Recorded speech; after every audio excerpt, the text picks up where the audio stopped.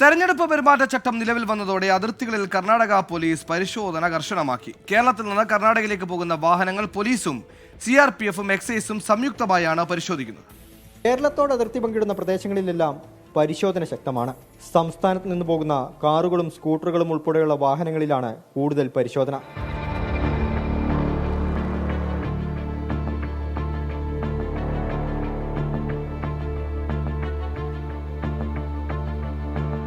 അതിർത്തി കടന്ന് പണം കൊണ്ടുപോകുന്നവർ ആവശ്യമായ രേഖകൾ കൈവശം വെക്കണമെന്ന് നിർദ്ദേശം നൽകിയിട്ടുണ്ട്. രേഖകളില്ലാതെ 50,000-ൽ താഴെയുള്ള തുക മാത്രമേ കൈവശം സൂക്ഷിക്കാൻ അനുവാദമുള്ളൂ.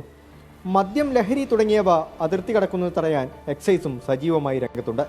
തെരഞ്ഞെടുപ്പ് ദിവസം വരെ പഴുതടച്ച പരിശോധനയായിരിക്കും അതിർത്തി പ്രദേശങ്ങളിലുണ്ടാവുക.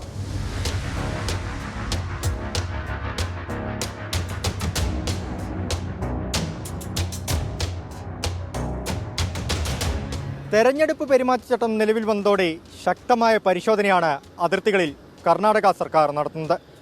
17 ഉദ്യോഗസ്ഥരാണ് ഇവിടെ മാത്രം പരിശോധനയ്ക്കുള്ളത്. തലപ്പാടിയിൽ നിന്ന് അഭിലാഷ് പള്ളിക്കരയ്ക്കൊപ്പം അരുൺ പാറയ്ക്കൽ, 24.